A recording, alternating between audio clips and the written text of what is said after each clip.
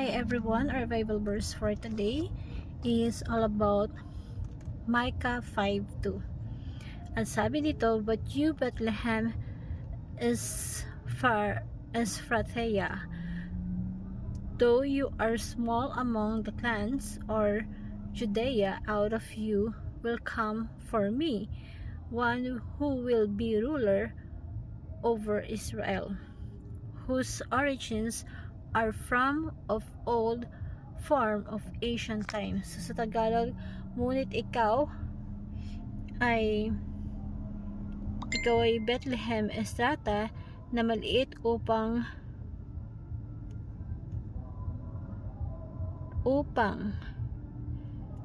mapalaganap sa mga angkan ng Judea. Mula sa iyo ay lalabas ang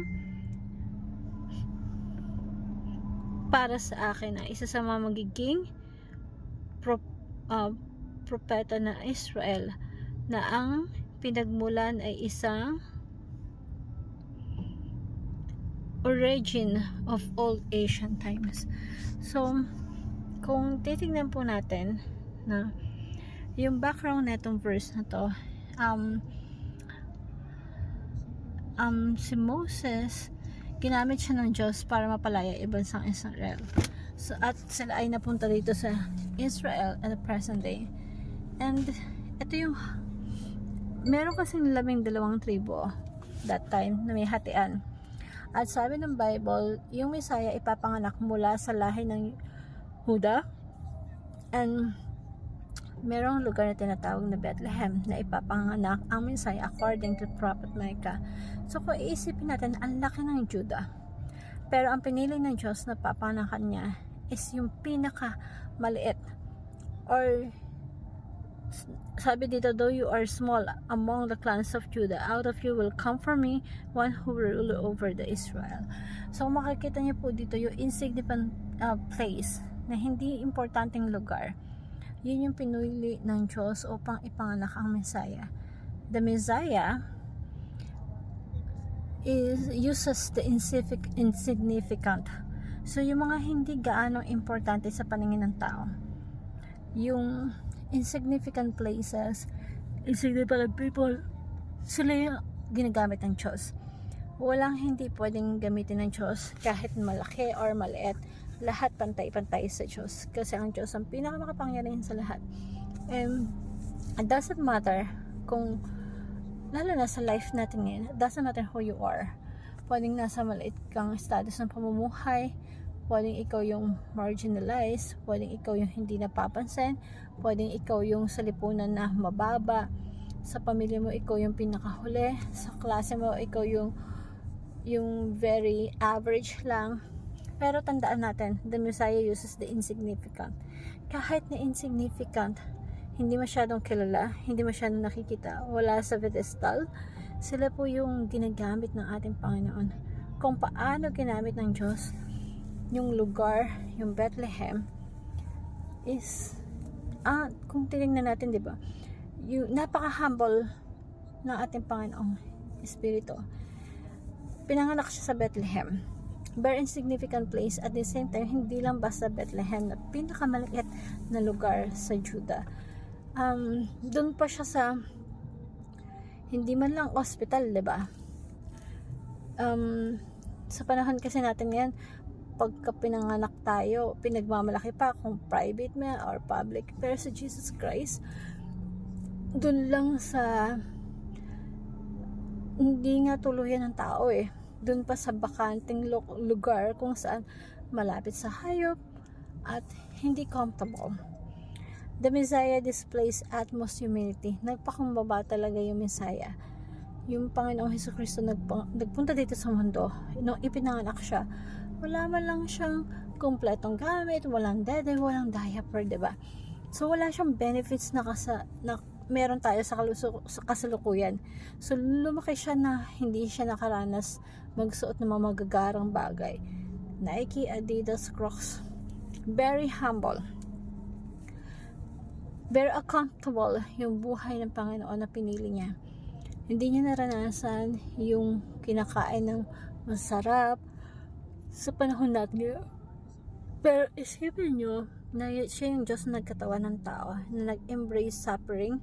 He embraced uncomfortable life, na makikita natin na yung Panginoon natin, nagpakababa siya. God became the human being. Yung pagiging tao pa lang, pagpapakababa na yun eh. Pero naging tao siya, hindi man lang prinsipe, hindi man lang pinakamayaman or pinagsisilbihan ng tao. Nagpakababa talaga siya. Naging ordinaryong tao, nagsilbi, and later on, namatay pa sa krus ng Kalbaryo, di ba? So this Messiah displays the atmosphere of humility from the beginning, pagkapananakan pa lang niya hanggang sa namatay siya. The Messiah has the internal wrap of immortal. Alam mo yung nababalot, immortal siya, ibinalot ng Diyos. Niregalo siya, ibinalot sa isang raffle ng mortality, na kung saan, kung titingnan natin sa verse, the one who will be ruler over Israel, whose origins are from the old ancient times, na ang pinagmulan ay mula nung una, walang hanggang Diyos, ibinalot. May package, di ba? Para siyang na wrapper nakabalot sa regalo, ibinigay sa ating bilang isang mortal na pwedeng masaktan, pwedeng pahirapan, pwedeng latigahin, na nahampas, alam mo yun, dinuraan siya, pinako siya sa krus, pero yung, alam mo yun, nirap siya as mortal. Na sana sa atong Christmas, na pag nagsa-celebrate tayo ng Christmas, ang maisip natin kung paano nag-sacrifice yung Diyos, nagpakababa siya para sa atin. Believe that you are Christ as insignificant. We are insignificant. Hindi tayo importanteng tao. Wala tayong mapagmamalaki. Wala tayong halaga. Pero kay Kristo, we are significant. Kahit nasan ka man, kahit sa klase mo, or kung sa family mo, piling mo ayaw kang pag-aralin, or na-isyapwara ka, pero sa paningin ng Panginoong Jesucristo, kahit sino ka pa, pogi ka, maganda ka, ang nagpapaganda sa atin yung status na tayo, na kay Kristo tayo, yun yung nagpapaganda sa atin, and we are significant. Hindi ka man sikat sa paligid mo, hindi ka kilala, na parang wala kang halaga sa lipunan, pero we are significant in the eyes of Christ. Isipin mo, biniyaran ka ng sariling dugo ng Panginoon si Kristo para maligtas ka. Even though ang tingin sa iyo ng mga tao sa paligid mo, hindi ka mahalaga, hindi ka importante, tandaan mo ang Diyos, gumagamit siya ng mga babababa, ng mga hindi sikat at hindi kilala. Ginagamit sila ng Diyos upang ma-accomplish yung kanyang mga layunin, yung kanyang mga purpose sa buhay. Because of that, you're significant. Follow Jesus' humble leadership. Yung verse natin na to, yung ruler over Israel. Kapag binasa natin to sa Genesis, ruler of the world, lahat ng mga bansa, hindi lang Israel, kumbaga buong mundo na susunod sa ating Panginoong Jesucristo. And the visions of the nations shall be Him. Yung ganong klaseng stato, ruler of the world, pero nagpakababa. Nakakahanga yung ganong klase. Na malayo, kaya sa buhay natin, nakakahanga yung mga taong malayo narating sa buhay.